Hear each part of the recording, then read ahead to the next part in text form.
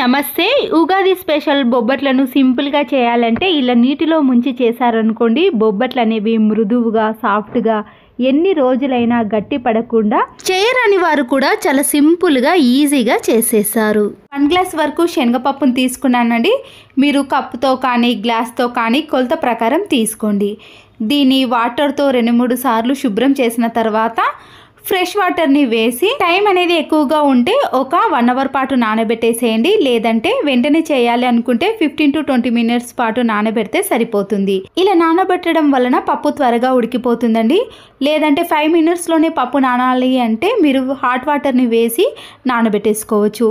నేను ఈ పప్పునంతా కూడా ఇలా ఒక ప్రెషర్ కుక్కర్లోకి వేసేసి 1 గ్లాస్ పప్పును తీసుకున్నాం కాబట్టి 1.5 గ్లాస్ వరకు వాటర్ని వేసుకోండి. ఇక్కడ నేనైతే పప్పు మునిగేంత వరకు మాత్రమే వాటర్ వేసుకున్నానండి. ఇది కూడా కరెక్ట్ మెజర్మెంట్ ఉంటుంది. పప్పు త్వరగా ఉడకటానికి ఆయిల్ని కానీ నెయ్యిని కానీ యాడ్ చేయండి. మంచి కలర్లోకి రావటం కోసం నేను 1/2 టీ స్పూన్ వరకు పసుపును వేసుకుంటున్నాను. కొంతమంది పప్పులో చిటికెడు సాల్ట్ను కూడా వేసుకుంటారండి. నేనైతే ఇక్కడ యాడ్ చేయటం లేదు. చపాతి పిండిలోనే యాడ్ చేస్తాను కాబట్టి ఇక్కడ సాల్ట్ను వేయటం లేదు. ఇలా ప్రెషర్ కుక్కర్ యొక్క క్యాప్ను పెట్టేసి హై ఫ్లేమ్లో పెట్టేసుకున్నాక 3 విజిల్స్ వచ్చేంత వరకు ఉడికించుకోండి. పప్పు ఉడికేలోపు మనము పిండిని ప్రిపేర్ చేసుకుందామండి. నేనైతే పప్పును 1 గ్లాస్ తీసుకున్నాను కదా, అదే గ్లాస్తో ఇక్కడ 1.5 గ్లాస్ వరకు మనము పిండిని తీసుకోవాలి. ఇది డీమార్ట్లో తీసుకున్నానండి. ప్యాకెట్లో కాకుండా విడిగా ఉంటుంది కదా, దాన్ని తీసుకున్నాను. చాలామంది మైదా పిండితో చేశారు కానీ హెల్త్కి మంచిది కాదని నేను ఇక్కడ గోధుమ పిండిని 1.5 గ్లాస్ వరకు ఈ గోధుమ పిండిని తీసుకొని ఒక గిన్నెలోకి వేసుకోండి. ఈ పిండిలోకి కొద్దిగా మాత్రమే సాల్ట్ను యాడ్ చేస్తున్నానండి. దీంతో పాటు కొద్దిగా పసుపును వేయండి, మంచి కలర్లోకి వస్తాయి. బొబ్బట్లు సాఫ్ట్గా రావడం కోసం నెయ్యిని కానీ నూనెను కానీ ఒక 2 టీ స్పూన్స్ వరకు వేసుకొని చపాతీ పిండి ముద్దను మనము ఎలా తడుపుకుంటామో దానికంటే సాఫ్ట్గా మెత్తగా వచ్చే విధంగా ఆయిల్ని వేసుకుంటూ మనము ఇలా కొన్ని వాటర్ని యాడ్ చేసుకుంటూ చపాతీ పిండి ముద్దలాగా ప్రిపేర్ చేసుకోవాలి.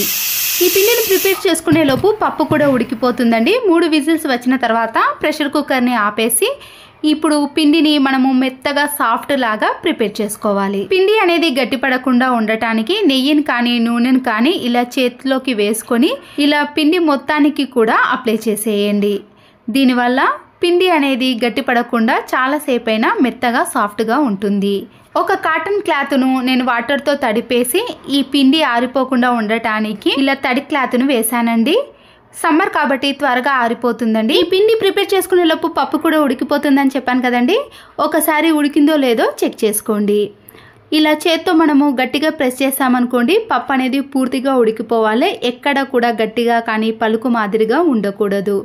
చూసారు కదండి, 3 విజిల్స్కే పప్పు అనేది పూర్తిగా ఉడికిపోయింది. దాంట్లో ఉన్న వాటర్ని సపరేట్ చేసుకోవడానికి ఏదైనా జల్లి గిన్నెలోకి కానీ స్టెయినర్తో సపరేట్ చేసుకోండి. ఈ జల్లి గిన్నెను 2 మినిట్స్ పాటు అలాగే ఉంచేసామనుకోండి, దాంట్లో ఉండే వాటర్ అంతా కూడా ఇలా కిందికి వచ్చేస్తుంది. అప్పుడు పప్పు మాత్రమే ఇలా మిగిలిపోతుంది కదా. ఇక్కడ ఇలా మిగిలిన వాటర్ని కూడా నేను వేస్ట్ చేయనండి. కొద్దిగా వాటర్ని కలిపేసి మనము చారు పెట్టుకున్నాం అనుకోండి, పిల్లలు కానీ మనం కానీ చాలా ఇష్టంగా తింటారు. చారు కూడా చాలా బాగుంటుందండి. మీరు కూడా ట్రై చేయండి. ఈ పప్పును వేరే గిన్నెలోకి కాకుండా ఇంతకుముందు ఉడికించుకున్న ప్రెషర్ కుక్కర్లోకే వేస్తున్నానండి.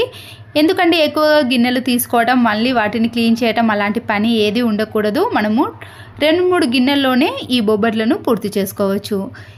ఇలా ప్రెషర్ కుక్కర్లోకి వేసుకున్న తర్వాత నేను 1 కప్పు వరకు శనగపప్పును తీసుకున్నాను కదండి. 1 కప్పు నిండా బెల్లం తురుమును వేసుకున్నానండి. కొద్దిగా బెల్లాన్ని మాత్రం ఎక్కువగా తీసుకున్నాను. మీరు సరిసమానంగా కూడా తీసుకోవచ్చు. చిన్న మిక్సీ జార్లోకి 5-6 ఇలాచీలను తీసుకున్నానండి. ఆ పొడిని వేయటం వల్ల బొబ్బట్లు చాలా టేస్టీగా ఉంటాయి. డైరెక్ట్గా మిక్సీ జార్లో ఇలాచీలు వేసామనుకోండి, పొడి అనేది సరిగా రాదండి. దీంట్లోకి నేను 1 టీ స్పూన్ కానీ 2 టీ స్పూన్స్ వరకు షుగర్ని యాడ్ చేసామనుకోండి, పూర్తిగా సన్న పొడిలాగా వస్తుంది. దీంట్లో ఇలాచి పొట్టు ఉంటుంది కదండి, ఇలా టీ జాలితో నేను దీన్ని సపరేట్ చేసుకుంటున్నాను. పైన ఉన్న పొట్టు అనేది పూర్తిగా వచ్చేస్తుంది.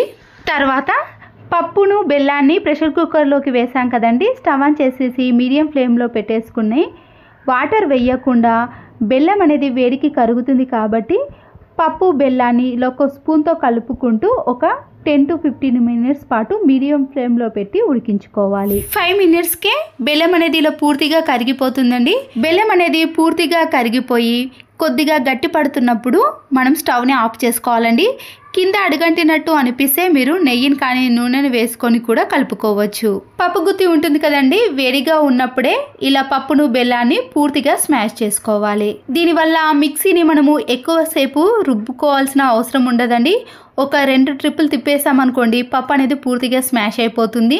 ఇలా వేడిగా ఉన్నప్పుడు రుబ్బుకున్నాం కాబట్టి అప్పుడు అంత పనిగా ఉండదు. ఇలా పప్పు గుత్తితో అన్న తర్వాత వెంటనే మిక్సీ పట్టకుండా చల్లారిన తర్వాత మాత్రమే మిక్సీ జార్లోకి వేసుకోవాలి.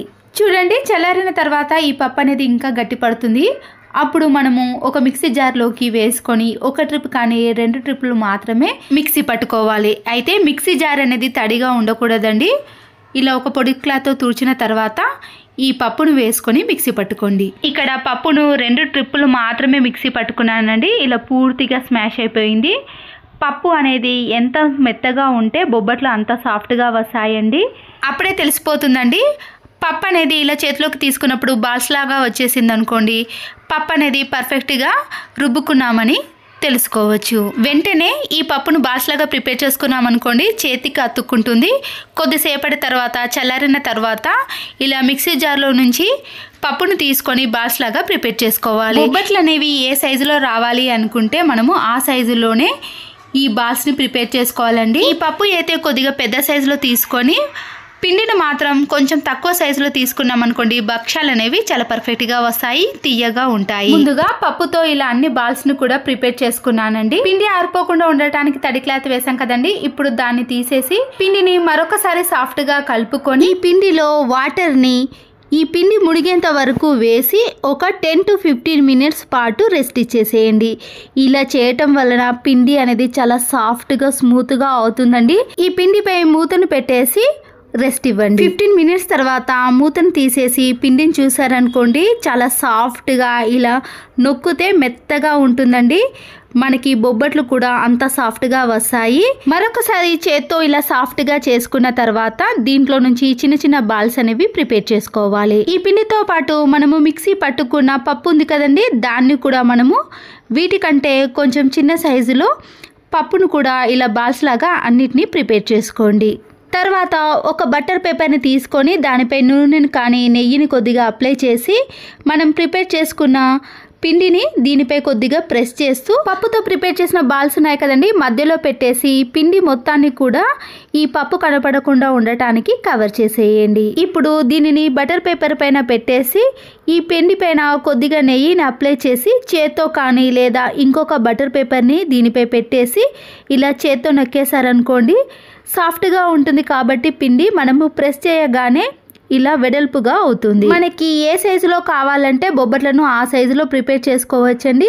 తీసుకున్న పిండిని బట్టి మనము బొబ్బట్లను ప్రిపేర్ చేసుకోవాలి. ఇక్కడ పిండిని నీటిలో నానబెట్టాం కాబట్టి సాఫ్ట్గా ఉంటుందండి. బటర్ పేపర్ లేకపోయినా ఇలా చేతికి కొద్దిగా నూనెను కానీ నెయ్యిని అప్లై చేసి ఈ పిండిని ఇలా ప్రెస్ చేసామనుకోండి మనకి బొబ్బట్లు అనేవి చాలా సాఫ్ట్గా వచ్చేసాయి. ఇలా ఒక బొబ్బట్ని ఒక బటర్ పేపర్ పైన ప్రిపేర్ చేసుకున్నాక మరొక బటర్ పేపర్ని తీసుకొని మరొక బొబ్బట్ని ఇలా ప్రిపేర్ చేసుకున్నాం అనుకోండి మన పని అనేది చాలా ఈజీ అయిపోతుంది. స్టవ్ పైన పెనంని పెట్టేసి ఇలా ఒక్కొక్కటి చేసుకుంటూ వెంటనే పెనం పైన వేసేసామనుకోండి బొబ్బట్లు ఎన్ని చేసినా కూడా చేసినట్టు అస్సలకే అనిపించదు. లేదంటే బటర్ పేపర్ కాకపోతే మీ ఇంట్లో ప్లాస్టిక్ కవర్ ఉంటుంది కదండి దాని పైన కొద్దిగా నెయ్యిని అప్లై చేసి ఇదే ప్రాసెస్లో చేసుకున్నా కూడా ఇలా నీట్గానే వస్తాయి. ఇలా ప్రిపేర్ చేసిన తర్వాత స్టవ్ ఆన్ చేసేసి మందపాటి పెనాన్ని పెట్టేసుకోండి. హై ఫ్లేమ్లో వేడెక్కిన తర్వాతనే దీనిపై కొద్దిగా నెయ్యిని అప్లై చేసి మనము డైరెక్ట్గా బటర్ పేపర్ పైన చేసుకున్నాం కదండి దీన్ని కూడా అలాగే వేసేయండి. కొద్దిసేపటి తర్వాత మనము ఈ బటర్ పేపర్ని ఇలా తీసేసామనుకోండి ఈజీగా వచ్చేస్తుంది. దీనిపై నుంచి కొద్దిగా నెయ్యిని అప్లై చేసి 2 వైపులా కూడా మంచి కలర్లోకి వచ్చేంత వరకు ఈ బొబ్బట్ని కాల్చుకోవాలి. ఇలాగే మరొకటి కూడా ప్రిపేర్ చేసుకున్నాం కదా పెనం పైన వేసుకొని దీన్ని కూడా నెమ్మదిగా తీసి 2 వైపులా కూడా మంచి కలర్లోకి వచ్చేంత వరకు వేయించుకోవాలి. ఇలా చేసిన భక్ష్యాలు కూడా పెనం పైన వేయగానే పొంగుతూ మృదువుగా వస్తాయండి. చేతో ఎలా వస్తాయో సేమ్ అదే మాదిరిగా భక్ష్యాలు కూడా మంచిగా పొంగుతూ సాఫ్ట్గా ఉంటాయి. చూసారు కదండి, ఎన్ని భక్ష్యాలైనా ఈజీగా చేయాలి అంటే ఈ టిప్ సహాయంతో చేసేయండి. బటర్ పేపర్ పైన కానీ ప్లాస్టిక్ కవర్ పైన ఇలా వెంటనే చేసుకున్నాం అనుకోండి, ఎన్ని భక్ష్యాలు చేసినా కానీ చేసినట్టు అస్సలకే అనిపించదు. ఈ భక్ష్యాలు అనేవి ఇలా సాఫ్ట్గా మృదువుగా ఎన్ని రోజులైనా అలాగే ఉంటాయి. నచ్చితే మాత్రం లైక్ చేయండి. Thanks for watching.